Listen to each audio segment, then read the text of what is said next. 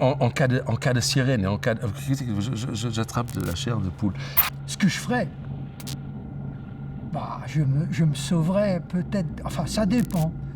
Peut-être que je me sauverais. Ce que je devrais faire tout de suite, je pense à la famille, et c'est de retourner à la maison au plus vite, et moi je descendrai dans la cave. Je resterai à Val-Ferdange, puisque mon mari dit que Val-Ferdange ne serait pas affecté. Gérer une crise de telle envergure, une évacuation de la moitié du pays vers le nord, avec les effectifs qu'on a aujourd'hui. Mais il n'y a déjà pas de route pour aller vers le nord. Elle s'arrête à Colmar-Berck. Alors, vous savez, vous avez une route, et puis il n'y a plus rien derrière. Si je me sauve, j'irai pas très loin, car tout au plus tard, après avoir quitté mon village, au premier carrefour d'une route plus grande, il y aura la pagaille. Moi, j'étais comme tout le monde. S'il y avait eu un accident à l'époque à Cattenom, j'aurais pris ma voiture et je serais parti avec les gosses. Pour moi, je ne veux pas dire qu'on est mal préparé, mais on n'est pas préparé parce qu'il n'y a rien à préparer. C'est surtout ça, parce que je pense qu'il y a une grande attente aux pompiers, aux policiers ou je ne sais pas qui. Il n'y a rien à faire, sauf garder les gens dans leur cave, manger les comprimés et rester chez soi, ou soit évacuer. Je vous dirais que j'ai découvert le fait qu'il fallait se confiner quand j'étais radiothérapeute à Nancy, qu'un jour on m'a envoyé le plan Orsecrad, parce qu'en tant que radiothérapeute, j'avais droit à lire, parce qu'en plus c'était secret. Le plan français ne pouvait pas m'être mis à la disposition de tout le monde. C'est incroyable, quoi.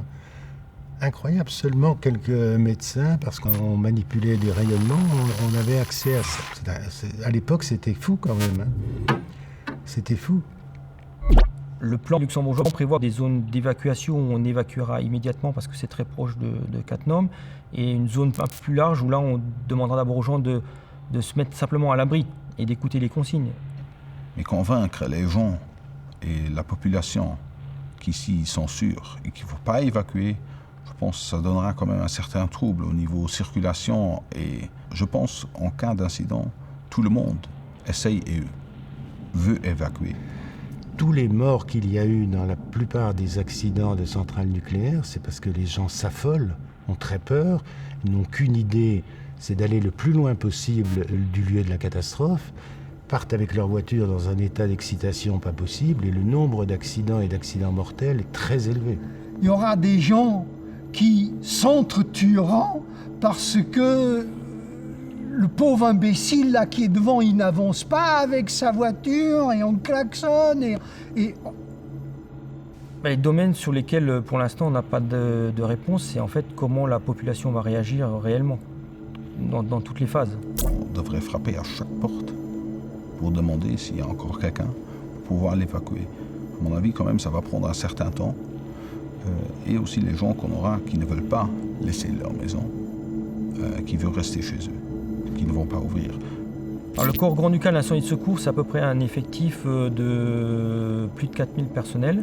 La très grande majorité, ce sont des pompiers volontaires.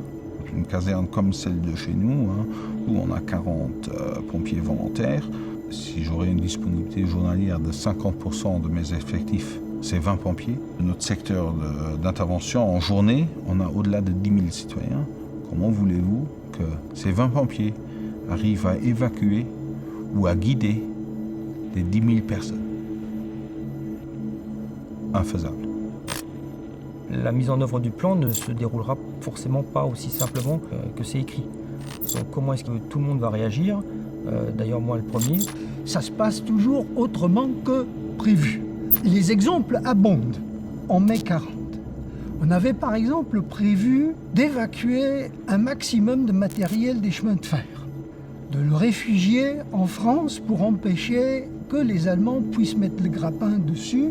Seulement, lorsque, dans la nuit du 9 au 10 mai, on a allumé les chaudières des locomotives pour préparer leur départ vers la France, l'eau n'était pas tiède encore que les Allemands avaient déjà occupé la frontière avec la France. Donc, impossible de sortir les locomotives du pays et les Allemands ont quand même eu les machines, d'ailleurs préchauffées.